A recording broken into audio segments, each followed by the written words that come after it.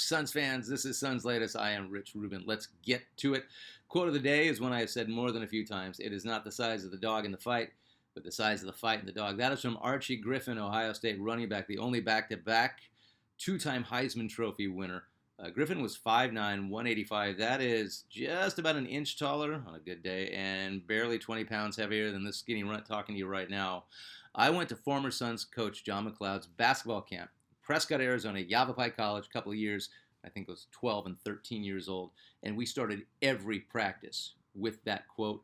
I like the players. I have always liked a smaller player in the NBA. Nate Tiny Archibald was literally his nickname. Talk about a lot of fight. Calvin Murphy, Steve Nash, Kevin Johnson. I look at Jalen Brunson now. I look at J.J. Barea. The dudes that really don't look like they should be there, they got a ton of fight in them. And I've always loved that because I like it when looks are deceiving. Think about somebody like Muggsy Bogues, who was 5'3", and he had a long, very good NBA career. That's a lot of fight, and that makes me very happy. Not a ton of news, except that a few sit-down interviews with new Suns players coming. Man Malawach, Kobe Brea, and Rasha Fleming, all are a couple of our good rookies. They are up at suns.com on their YouTube page. Kobe Brea, we're going to get to, I think, in one of the next few Suns latest. I think we have something here. More than any other rookie on the Suns, I think we have something very special in Kobe Brea. Suns Media Day is September 23rd. Training camp starts the next day, September 24th. We are in September, a little earlier than the normal October 1st start for most teams. Suns are playing Brooklyn, the 10th and the 12th of October in China as part of the NBA China Games. Suns preseason starts Friday, October 3rd, Palm Desert near Palm Springs. That is against the Lakers. So I want to talk about what I have read twice in two different publications, which is the worst rumor. Now, the worst possible thing for the Suns to do would be to trade away a good young core and quality draft picks for a superstar who, as great as he isn't a leader, and then add another guy who plays the same position but is usually injured and probably won't be as effective if he has to share the ball, and then try to convert that guy who's a shooting guard to be a point guard. But the good thing is the Suns already did that, and now Kevin Durant and Bradley Beal are gone, leaving us with a young core that we'll have to wait and see if it's good, but I'm optimistic, and I believe it is. Remember when we had, and I remember the Suns traded for Mikal Bridges, and then we drafted Cam Johnson, and people were like, I think Mikal will be good. We didn't think he was going to be great. And a lot of people said, Cam Johnson is injury prone and he's old and he's sort of a good shooter. And he turned out to be this great 3-and-D player who I'm still killing myself silently for us letting him go. Now he's on the Nuggets, and they're saying this is such an upgrade from Michael Porter Jr., who is much more heralded coming out of the draft. So you never know what you got. So now the worst possible thing for the Suns to do is to make it so Devin Booker would want to leave. And some have said that the Suns already did that, but they're wrong. Getting rid of Beal and KD, step in the right direction. I don't care what the cost is. Yes, I know we're screwed draft-wise, trade-wise, money-wise. I know. It's old. Let's stop talking about it, and let's see what we got. Booker is still here. Most tenured Sun who doesn't talk loyalty. He shows loyalty and love for the franchise. He was extended before he had to be, and other than some chirping in the media, it was a relatively quiet affair. So now the question is, will Book opt out or ask for, or worse, demand a trade if he feels that this new direction isn't working out? It's a fair question. It's an uncomfortable question. Can you imagine the Suns without Devin Booker? Yes, I can. It's a business, but I kind of can't as a fan. So he's our lone superstar. He's played for years as a Sun with not a ton of help, not a lot of playoffs. No matter how good he was getting, not much notoriety. Then during the bubble, the culture changed. We got a coach who understood that Book was the show, and a front office who drafted well. Yes, even at that time, Ayton was a decent piece to complement Booker. Surround him with complementary players. Started with Ricky Rubio, moved way up with Chris Paul, and look what happened. We gave Booker what he needed, and he excelled, and he was first-team All-NBA. The CP3 shows up. Suns become contenders, get their best regular season record ever, but the 2022 playoffs seem to break us, and I hate to admit it, but the Mavericks game kind of broke us, and it just sent everybody panicked. Instead of just improving a couple of pieces, and just junked the team. And so all that was good wasn't. And Ayton hit his ceiling real quick and was gone. And if you don't think the Suns realized that, then why did the Blazers let him go so quick? Supposedly the Suns got robbed when we got Nurkic for 8. No, the Blazers dumped him, and we dumped Nurkic, and everybody got robbed. So Coach Monty got completely outcoached by Jason Kidd in the playoffs. He didn't adjust, and he was gone. Book is still here, and he wasn't an all-star last year. He had to defer to KD, but he was still 9th in the league in scoring. And once again, he improved his defense like a lot, and he really improved his facilitating. So in a pinch, Book can take care of facilitating, and something he doesn't get enough credit for. I think Book is one of the most hated players in the league, and I don't know why. Maybe it's because he really is that good, and all the people that hate him or don't like him wish he was on their team. I went to one Laker game a few years ago. I couldn't believe the amount of hate hurled at Booker, who was quietly destroying the Lakers. So maybe that's it. What might Devin Booker want for himself? We've talked about how this year, even though it's a 100% team rebuild, it is Booker's team now. I think Coach Ott absolutely believes that, and he's going to give him the green light. I believe he's going to get back to being himself, not to have to be point book, not to have to defer. He's not going to have to. He's not going to have to wonder about what kind of player he has to be night in and night out. He just gets to be Devin Booker. He will be happy again. I believe that. Remember, he only played 1 year of college. He's never looked like he's slowing down. So, what do you think?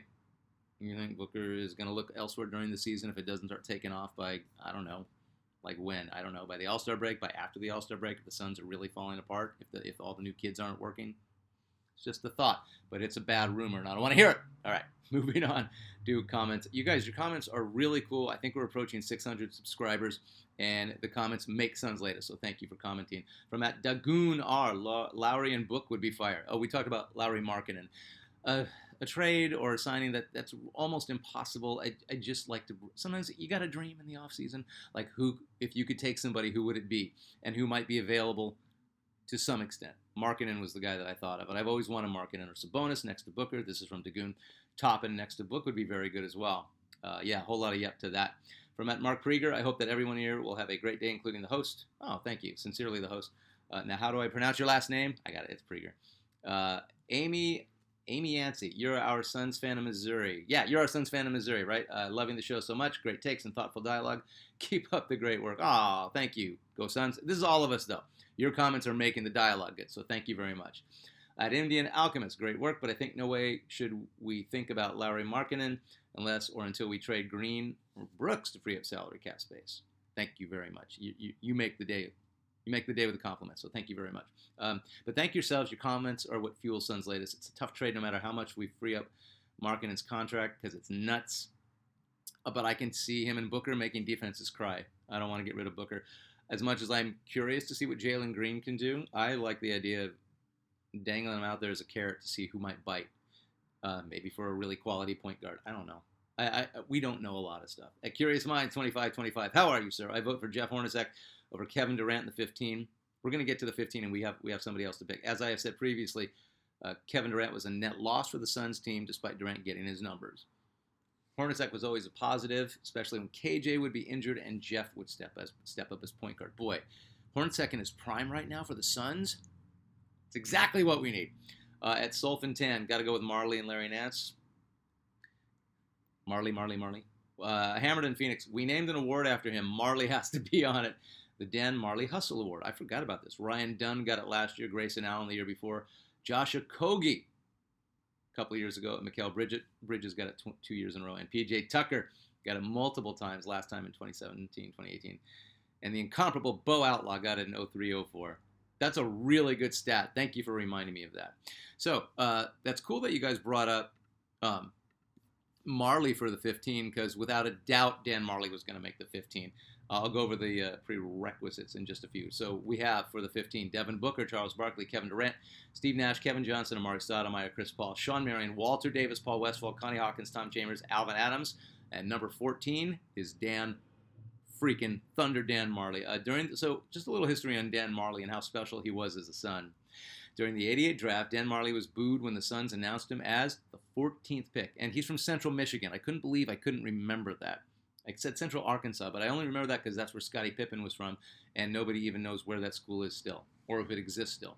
But when Marley was booed in the 88 draft, Suns coach Cotton Fitzsimmons stink-eyed the crowd and said, "You'll be sorry you ever booed this young man." And he was right. 8-6 off the bench as a rookie. We won 55 games. We made the playoffs. Thunder Dan almost doubled his scoring average in the playoffs as a rookie, and we advanced to the Western Conference Finals. We lost to the defending champs, the Lakers. Suns consistently went deep in the playoffs after Thunder Dan showed up. We were good. We got very good after Thunder Dan showed up. 91, All-NBA defense, second-team selection, All-Star the next year. After Barkley arrives, Marley becomes a starter, second on the team in scoring. Suns win the most ever at the time, 62 regular season games, go to the finals against the Bulls. He leads the league in three-pointers made and attempted, All-Star again, second-team All-NBA defense again. All-Star again the next year, number 9 retired by the Suns. What more can you say? But that is at 14. And yeah, I'm looking at the history, and I'm trying not to have recency bias or history bias or being nostalgic or melancholy about the past. I think Marley's a top 15. As far as impact, as far as what he did while he was with the Suns, and then he came back. I don't remember the years, but he came back like for one more year, like his last year. Westfall did the same thing too. So we are at 14. We got one more to go.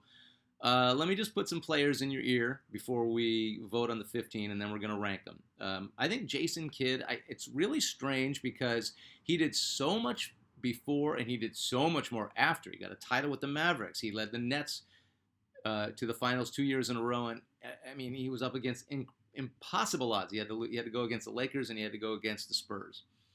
But Jason Kidd was an all-NBA first-team player each year with the Suns and won playoff series against the David Robinson-led Spurs. I mean, Jason Kidd was really great for us. For some reason, he's not getting that kind of love. Maybe is it just point guard fatigue with KJ Nash and Chris Paul? It's possible. So, but Jason Kidd, put him in your ear and think about it. Truck Robinson getting love, Dick Van Arsdale getting some, and Jeff Hornacek is getting more love than anybody else. So I'm not going to say it just yet, but it looks like Hornacek might be 15 when we do Suns latest again. And I want to put one more player in your DJ, Dennis Johnson. Now, his impact as far as helping us get more on the map after the Westfall trade, DJ was 3 years in a row all defense with the Suns from 80 to 82. And I think it was first team, or he might have gotten second team one of those years. The problem is even though the Suns made the playoffs and he was great and arguably the best all-around guard in the league, it didn't translate into what we thought it was going to be. But if he hadn't come in with so much hype, it was like, this is the guy. This is the 6'4" point guard, greatest defensive player ever, is going to really take us over the edge, and it just didn't happen. So I think that's why DJ is getting ignored. But keep him in the back of your head when we come back and we do the 15. All right, I'm Rich Rubin. This is Suns Latest. Thank you for commenting. Thank you for subscribing. We'll do it again real soon.